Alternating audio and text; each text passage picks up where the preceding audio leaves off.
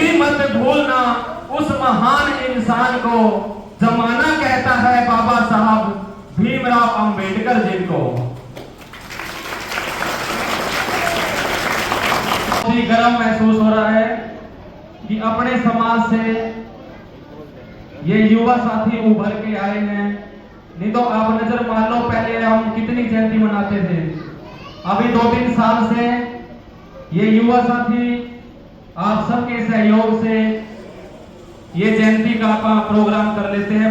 वैसे आप सबको पता ही है बाबा साहब के बारे में, लेकिन आप सबको बता दें कि डॉक्टर भीमराव अंबेडकर जी का जन्म 14 अप्रैल 1891 को मध्य प्रदेश के इंदौर जिले के छोटे से गांव मुहू में हुआ था। वो महार जाति से संबंध रखते थे। अगर उस जमाने की बात करें तो उनको काफी जातिवाद को झेलना पड़ा, छुआछूत को झेलना पड़ा। उनको पानी पीने तक का अधिकार नहीं था, शिक्षा का अधिकार नहीं था। स्कूल में जब उन्होंने दाखिला लिया तो अध्यापकों ने उसको कमरे के अंदर बैठाने से मना कर दिया। बोले, कह रहे तू तो भाई नीच जाति से है, हम तुम्हें क्लासरूम के अंदर नहीं बिठा सकते। तो बाबा साहब दृढ़ संकल्प के साथ बाहर बैठकर पढ़े लिखे, बड़ी बड़ी पढ़ाई करी, विदेशों में जाकर पीएचडी, डीएससी, जो कि बहुत ही कम लोग कर पाते हैं डीएससी की डिग्री। और कुल मिला के बाबा साहब ने 30 से ऊपर डिग्री प्राप्त करी और अपने समाज के उद्धार के लिए, पूरे देश के उद्धार के लिए भारत का संविधान लिखित रूप में पेश किया। बाबा साहब ने, कई लोग कह देते हैं कि अंबेडकर ने तो सिर्फ चमारों का ही सोचा है, दूसरी बिरादरी का तो सोचा ही नहीं।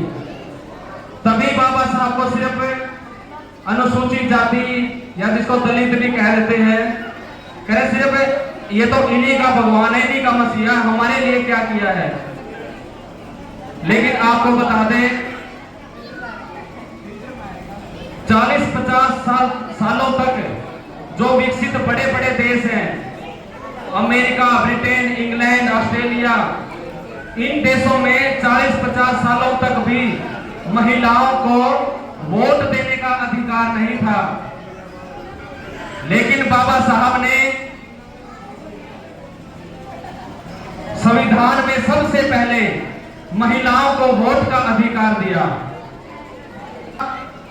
शिक्षा के क्षेत्र में भी बहुत बड़ा योगदान रहा है,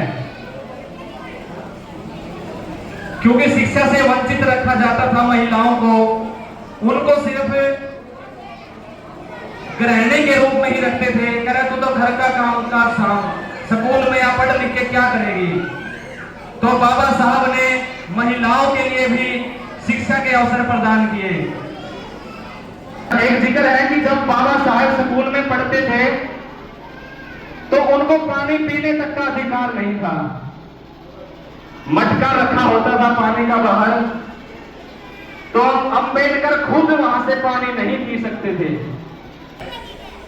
अगर किसी भाई को पता हो, लगभग पता हो पढ़े लिखे भाइयों को, एक आदमी उनके संविधान है और दूसरी उंगली संसद की तरफ है। उनका मानना है कि हम शिक्षित होंगे, मतलब जो अगर समाज का हम निर्माण कर सकते हैं तो वो सिर्फ संसद से ही कर सकते हैं। अपने समाज का उद्धार, निर्माण हम कर सकते हैं। तो उसकी जड़ जो बताई है बाबा साहब ने, वो संसद बताई है कि अपने लोगों को उठाओ, राजनीतिक में उनको वोट दो, उनको संसद में भेजो। संसद की तरफ ही बड़ी की है बाबा साहब, उसका यही मतलब मानते हैं बाबा साहब का जिक्र करने में। अगर बाबा साहब के विचारों पर चले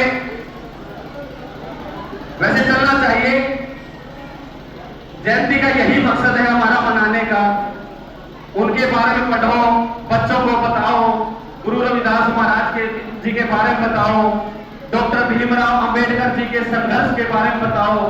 तो ये मत सोचो कि भाई हमने जयंती मना ली, गुब्बारे लगा दिए, केक काट दिया, गाना बजाना हो गया, बस जयंती मन की बाबा साहब की। हमें उनके विचारों पर चलने की जरूरत है। वो पाखंडवाद के खिलाफ थे, कर्मकांड के खिलाफ थे। बाबा साहब ने जितना हम सब के लिए किया है शायद ही कोई कर सकता है, और कोई भी अपने समाज को ऊंचा उठाने के लिए सबसे पहले अपने समाज का ही सोचता है। मैं जिक्र नहीं करूंगा, पूरे हरियाणा की बात है। अब जयंती मनाते हैं धूमधाम से, जय भीम के नारे लगाते हैं, लेकिन वही कर्मकांड में, नशों में हुक्काबाजी चलती है, सिगरेट चलती है, बीड़ी चलती है। अपने मोहल्ले की बात देख लो।